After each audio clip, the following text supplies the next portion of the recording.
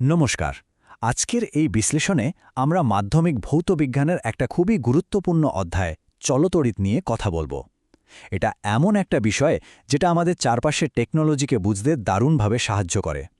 আচ্ছা, কখনো কি মনে হয়েছে যে একটা সুইচ টিপলেই কি করে ফ্যানটা ঘুরতে শুরু করে বা লাইটটা জ্বলে ওঠে? এই সবকিছুর পেছনেই কিন্তু রয়েছে একটা অদৃশ্য শক্তি, আর সেটা হলো বিদ্যুৎ।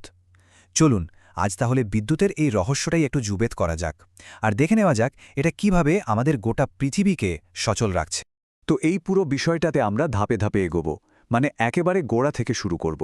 প্রথমে জানব আধান আর বলের ধারণা, তারপর দেখব ওহমের সূত্র, রোধ, বর্তনী, আর সবশেষে বিদ্যুতের তাপীয় আর চৌম্বকীয় ফলের মতো ইন্টারেস্টিং বিষয়গুলো। তাহলে আর দেরি না করে চলুন শুরু করা যাক। যে কোনো আলোচনার শুরুতেই এর ভিতটা শক্ত করা দরকার, তাই না? বিদ্যুতের ক্ষেত্রে সেই সবচেয়ে গোড়ার জিনিসটা হলো তড়িৎ আধান বা ইলেকট্রিক চার্জ। তাহলে এই তড়িৎ আধান জিনিসটা কি? এটা আসলে পদার্থের একটা একদম মৌলিক ধর্ম। ঠিক যেমন সব বস্তুর ভর থাকে, সেরকমই আধানও থাকে। আমরা তো জানি আধান দুরকমের হয়, একটা পজিটিভ যেটা প্রোটনে থাকে, আর একটা নেগেটিভ যেটা ইলেকট্রনে থাকে। আর মজার ব্যাপার হলো এই উল্টো স্বভাবের আধানগুলো একে অপরকে টানে, মানে আকর্ষণ করে, আর একই রকমের আধানগুলো একে অপরকে ধাক্কা দিয়ে সরিয়ে দেয়, মানে বিকর্ষণ করে। এখানে একটা দারুণ ব্যাপার আছে, বুঝলেন? আধান কিন্তু যেমন তেমন পরিমাণে থাকতে পারে না, এটা সবসময় নির্দিষ্ট মাপের প্যাকেটে আসে। সূত্রটা দেখুন, Q=NE। এর সহজ মানে হলো যে কোনো বস্তুর মোট আধান বা কিউ সবসময় একটা ইলেকট্রনের আধান বা এর সরল গুণিতক হবে, মানে দেড়টা বা আড়াইটা ইলেকট্রনের আধান কখনো সম্ভব নয়।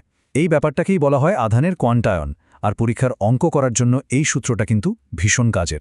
বেশ, আধানের কথা তো জানলাম, কিন্তু এই আধান যখন এক জায়গা থেকে আরেক জায়গায় চলতে শুরু করে, ঠিক তখনই আমরা কারেন্ট পাই। প্রশ্ন হলো, কে এই আধানকে ঠেলে চালায়? চলুন এই বিভাগেই সেই উত্তরটা খুঁজে বের করি। আচ্ছা, পুরো ব্যাপারটা জলের স্রোতের সাথে তুলনা করলে একদম পরিষ্কার হয়ে যাবে। ধরুন একটা পাইপের মধ্যে দিয়ে জল পাঠাতে হবে, তার জন্য একটা চাপ দিতে হয়, তাই তো? ঠিক সেরকমই একটা তারের মধ্যে দিয়ে আধানকে ঠেলে পাঠানোর জন্য যে বৈদ্যুতিক চাপটা দরকার, সেটাই হলো বিভব প্রভেদ বা ভোল্টেজ। আর এই চাপের ফলে যে আধানের স্রোতটা বইতে শুরু করে, সেটাই হলো তড়িৎ প্রবাহ বা কারেন্ট। তার মানে ভোল্টেজ হলো কারণ আর কারেন্ট হলো তার ফল। এদের একক দুটো মনে রাখা খুব জরুরি। ভোল্টেজ মাপা হয় ভোল্টে, আর কারেন্ট মাপা হয় অ্যাম্পিয়ারে। তাহলে এখন স্বাভাবিকভাবেই প্রশ্ন আসে, এই যে বৈদ্যুতিক চাপ আর স্রোতের কথা বললাম, এদের মধ্যে কি কোনো সম্পর্ক আছে? মানে ভোল্টেজ বাড়ালে কারেন্টের কি হবে, কমবে না বাড়বে? আর এই প্রশ্নের উত্তর দিতেই এসে গেল চলতড়িতের হিরো ওহমের সূত্র। বিজ্ঞানী জর্জ সাইমন ওহম এই সম্পর্কটা খুঁজে বের করেন। সূত্রটা খুব সহজ, বলছে যে যদি তাপমাত্রা আর অন্যান্য জিনিসগুলো একই থাকে, তাহলে বিভব প্রভেদ বা চাপ যত বাড়বে, প্রবাহ মাত্রা বা স্রোত ঠিক সেই অনুপাতে বাড়বে। একদম সরল সম্পর্ক। আর ওহমের সূত্রের গাণিতিক রূপটা হল V=IR। স্লাইডের এই ছবিটা দেখুন, কি দারুণভাবে পুরো বিষয়টা বুঝিয়ে দেওয়া হয়েছে। এখানে V বা ভোল্টেজ যেন I বা কারেন্টকে ঠেলে এগিয়ে নিয়ে যেতে চাইছে, কিন্তু R মানে রোধ তাকে বাধা দেওয়ার চেষ্টা করছে। এই তিনটে রাশির টানাটানির সম্পর্কটাই হলো চলতড়িতের মূল ভিত্তি, আর প্রায় সব অঙ্ক সমাধানের চাবিকাঠিও কিন্তু এটাই। আমরা একটু আগেই তো আর বা রোধের কথা বললাম। চলুন এবার এই বিষয়টাকে একটু খুঁটিয়ে দেখা যাক। রোধ আসলে কী জিনিস, আর কেনই বা এটা প্রবাহকে বাধা দেয়? সোজা কথায়, রোধ হল পরিবাহীর সেই ধর্ম যা তার মধ্যে দিয়ে কারেন্ট যেতে বাধা দেয়। একটা পরিবাহীর রোধ মূলত চারটে জিনিসের উপর নির্ভর করে। ভাবুন তো, একটা লম্বা আর সরু রাস্তা দিয়ে যেতে যেমন বেশি বাধা লাগে, ঠিক তেমনি তার যত লম্বা হবে রোধ তত বাড়বে। আবার রাস্তাটা চওড়া হলে যেতে সুবিধা, তাই তার যত মোটা হবে রোধ তত কমে যাবে। অবশ্যই তারটা কি দিয়ে তৈরি, মানে তার উপাদান কি, সেটার উপরও বাধা নির্ভর করে। আর সবশেষে হলো উষ্ণতা। উষ্ণতা বাড়লে পরিবাহীর ভেতরের কণাগুলো বেশি ছোটাছুপি করে, ফলে ইলেকট্রনের যেতে বেশি ধাক্কা খেতে হয়, তাই রোধও বেড়ে যায়। বাস্তব জীবনে আমরা তো আর একটা মাত্র রোধ ব্যবহার করি না, বরং অনেকগুলো রোধকে একসাথে জুড়ে বর্তনী বা সার্কিট তৈরি করি। এই যে রোধগুলোকে জোড়ার বিভিন্ন পদ্ধতি, একই বলা হয় সমবায়। চলুন দেখি এই সমবায় কত রকমের হয় আর কিভাবে কাজ করে। রোধের সমবায় মূলত দু রকমের হয়, যেটা আমরা এই ছবি দুটোতে পরিষ্কার দেখতে পাচ্ছি। বাঁদিকেরটা হলো শ্রেণী সমবায়। দেখুন, রোধগুলো ঠিক ট্রেনের বগির মতো একটার পিছনে আরেকটা পরপর লাইনে জোড়া। আর ডান দিকেরটা হলো সমান্তরাল সমবায়, যেখানে সব রোধের একটা মাথা এক বিন্দুতে আর অন্য মাথাটা আরেকটা বিন্দুতে এসে জুড়েছে। এই স্লাইডটা দুটো সমবায়ের মূল পার্থক্যগুলো খুব সহজে বুঝিয়ে দিচ্ছে। দেখুন, শ্রেণী সমবায়ে কারেন্ট যাওয়ার রাস্তায় তো একটা, তাই সব রোধের মধ্যে দিয়ে একই কারেন্ট যায়, কিন্তু ভোল্টেজটা ভাগ হয়ে যায়। এখানে মোট রোধ বা তুল্য রোধ হল রোধগুলোর সাধারণ যোগফল।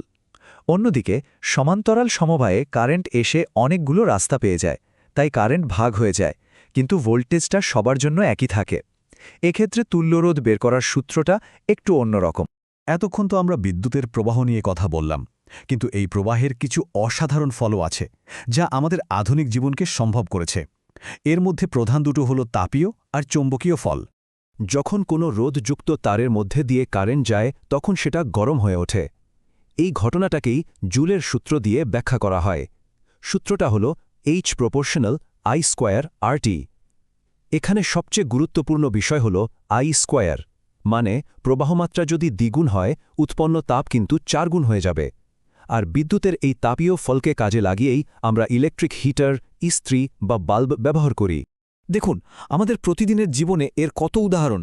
পুরনো দিনের ইলেকট্রিক বাল্বের টাংস্টেন ফিলামেন্ট গরম হয়ে আলো দিত, হিটারের নাইক্রোম তার তাপ তৈরি করে। আর বাড়ির ইলেকট্রিক ফিউজ, যেটা টিন আর সিসার সংকর ধাতু দিয়ে তৈরি, অতিরিক্ত কারেন্ট গেলেই গলে যায় আর আমাদের দামি যন্ত্রপাতিগুলোকে বাঁচিয়ে দেয়। বিদ্যুতের আরেকটা জাদুকরী ফল হল এর চৌম্বক ধর্ম। বিজ্ঞানী অয়েরস্টেড প্রথম লক্ষ্য করেন যে কারেন্ট যাচ্ছে এমন তারের পাশে একটা কম্পাস বা চৌম্বক শলাকা আনলে সেটার কাঁটা ঘুরে যায়। এই কাঁটাটা কোন দিকে ঘুরবে সেটা অ্যাম্পিয়ারের সন্তরণ নিয়ম দিয়ে বোঝা যায়। একটা সোজা তারের মধ্যে দিয়ে কারেন্ট গেলে তার চারপাশে একটা চৌম্বক ক্ষেত্র তৈরি হয়। এই চৌম্বক ক্ষেত্রের দিক বোঝার জন্য দক্ষিণ মুষ্টি নিয়মটা খুব কাজের। স্লাইডের ছবির মতো করে যদি ডান হাতের তারটাকে এমনভাবে ধরার কল্পনা করা হয় যাতে বুড়ো আঙুলটা কারেন্টের দিকে থাকে, তাহলে বাকি আঙুলগুলো যেদিকে ঘুরবে, চৌম্বক বলরেখাও সেদিকেই ঘুরবে। তড়িতের চৌম্বকীয় ফলের সবচেয়ে বড় আর দরকারি প্রয়োগ হল ইলেকট্রিক মোটর। এটা ফ্লেমিংয়ের বামহস্ত নিয়ম মেনে চলে আর তড়িৎ শক্তিকে যান্ত্রিক শক্তিতে, মানে ঘোড়ার শক্তিতে বদলে দেয়। আমাদের বাড়ির পাখা, জলের পাম্প থেকে শুরু করে বড় বড় ট্রেন পর্যন্ত সবকিছুই এই মোটরের সাহায্যেই চলে। পুরো আলোচনাটা শেষ করার আগে চলুন মাধ্যমিক পরীক্ষার জন্য সবচেয়ে দরকারি সূত্রগুলো একবার ঝালিয়ে নেওয়া যাক। আধানের কোয়ান্টায়ন, ওহমের সূত্র, শ্রেণী আর সমান্তরাল সমবায়ের তুল্যরোধের সূত্র, জুলের তাপের সূত্র আর ক্ষমতার সূত্র, এইগুলো কিন্তু একদম ঠোঁটস্থ রাখতে হবে। আজকের মতো আলোচনা এখানেই শেষ, কিন্তু যাওয়ার আগে একটা প্রশ্ন রেখে যাচ্ছি। এই যে আমরা চলতড়িতের এতগুলো নিয়ম আর সূত্র নিয়ে কথা বললাম, আমাদের বাড়ির ফ্রিজ, ওয়াশিং মেশিন থেকে শুরু করে স্মার্টফোন চার্জার পর্যন্ত, আর কোথায় কোথায় এদের প্রয়োগ দেখতে পাওয়া যায়, একটু ভেবে দেখবেন। ধন্যবাদ।